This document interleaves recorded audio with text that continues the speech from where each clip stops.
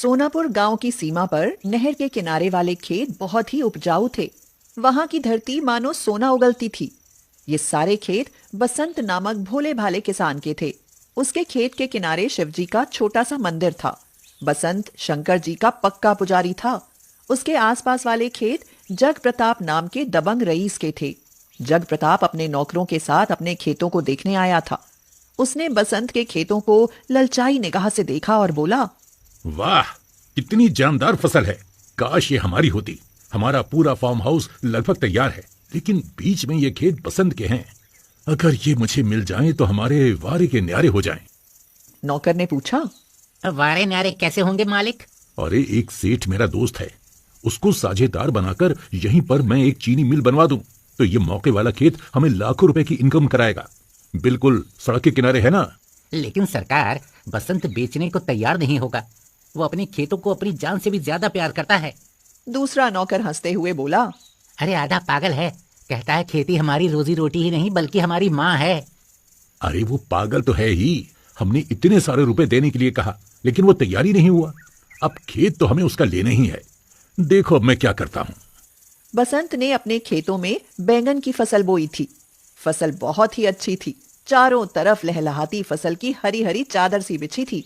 जग प्रताप ने अपने नौकर से कहा, इसके खेतों में जो पंपिंग सेट है उसकी बोरिंग में इतने कंकड़ पत्थर डाल दो कि दोबारा वो किसी काम का ना रहे। वाह मालिक, आपका दिमाग तो बहुत तेज है। कंकड़ पत्थर डालने से उसकी बोरिंग खराब हो जाएगी, तब वो सिंचाई कर ही नहीं पाएगा और फिर उसकी फसल सूख जाएगी। और आसपास हमारे खेत हैं। हम अपने पंपिंग सेट से उसको पानी लेने नहीं देंगे। हम बार बार ऐसा करेंगे और उसकी फसल जब होगी ही नहीं तो मजबूरी में वो अपने खेत मुझे दे देगा। कहो, कैसा रहा मेरा आइडिया? आपका आइडिया सुपर हिट है मालिक। अब जग प्रताप और उसके दोनों नौकर जोर जोर से हंसने लगे। नौकरों ने फटाफट बोरिंग में ढेर सारे कंकड़ पत्थर डाल दिए। दूसरे दिन बसंत उठा और अपनी पत्नी रूपा से बोला, अरे सुनती हो, जल्दी से कुछ नाश्ता बना दो। मुझे आज ही बैंगन के खेत में पानी लगाना है, बहुत जरूरी है। आजकल में पानी नहीं लगा तो सारी फसल सूख जाएगी। हर समय जब देखो तब खेत और बैंगन, बैंगन और खेत, बस यही माला जपते रहते हो। उसके अलावा तुम्हें कुछ याद है? अरे कैसी पागल है तू। अरे फसल पर ही तो सारा दारोमदार है। अगर अच्छी इनकम हो गई तो मैं तेरे लिए झुमके बनवा दूंगा। सुनकर रूपा खुश हो गई और बोली, फिर तो बहुत मजा आएगा। मैं फिर झुमके पहनकर सुनीता भाभी को चढ़ाने जाऊंगी। अपने झुमके पहनकर बहुत घमंड दिखाती हैं। लगता है बहुत बड़ा तीर मार लिया हो। हाँ। बसंत नाश्ता करने खेतों में चला गया। उसने इंजन लगाकर स्टार्ट किया, लेकिन पानी निकल ही नहीं रहा था। अब बसंत घबरा गया। वैसे भी उसने सिंचाई में देर कर दी थी। दूसरे कामों में उलझा रहा, लेकिन पानी नहीं लगा पाया था। काफी कोशिश करने के बाद भी पानी नहीं चला। बसंत बहुत हताश हो गया और बोला, हाँ, अब क्या होगा?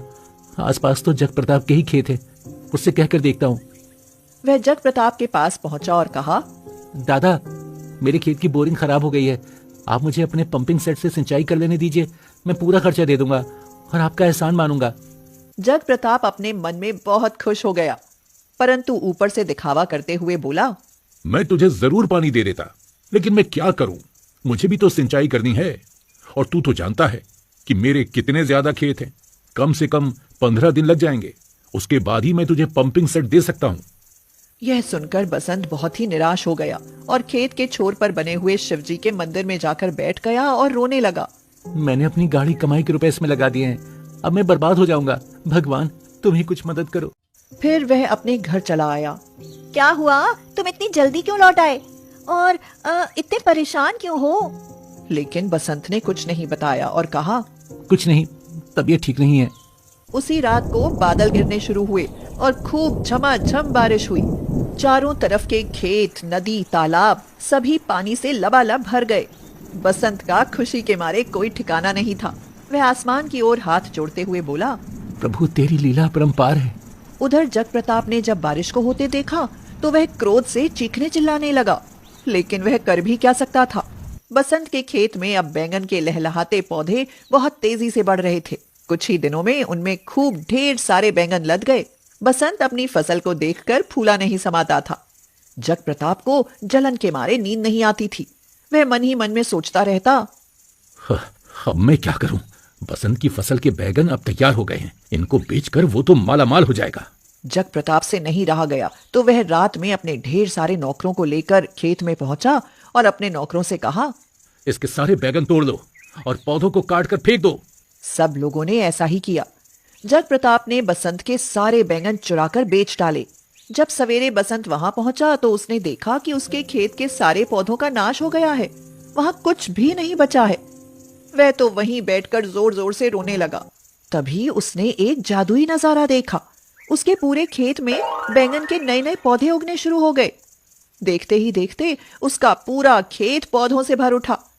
उससे भी बड़ा चमत्कार यह हुआ कि थोड़ी ही देर में पौधे बड़े होकर पहले से भी ज्यादा अच्छे और चमकीले बैंगनों से भर गए।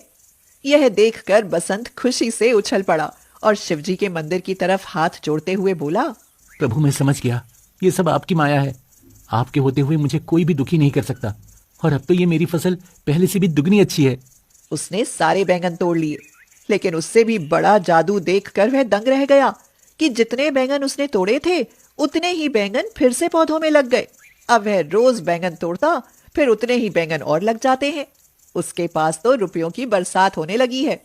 उधर जग प्रताप बसंत के चुराए हुए बैंगन बेचने के लिए बाजार में गया, लेकिन लौटते समय उसकी गाड़ी में अपने आप अचानक ही आग लग गई, जिससे उसके बैंगन को बेचकर मिले हुए रुपयों सहित पूरी गाड़ी जलकर राख हो गई। जग प्रताप ने बड़ी मुश्किल से अपनी जान बचाई। बसंत के खेत के जादुई बैंगन के पौधों को देखकर उसकी आंखें खुल गईं। उसने अपने मन में सोचा, ये सब मेरे बुरे कर्मों का नतीजा है, और बसंत के बुरेपन को देखकर भगवान ने उस पर दया की है। अब मैं भी अपने बुरे कामों को छोड़कर अच्छे काम किया करूंगा और अच्छा इंसान बनूंगा, जिससे भगवान की मुझ पर भी कृपा बनी रहे।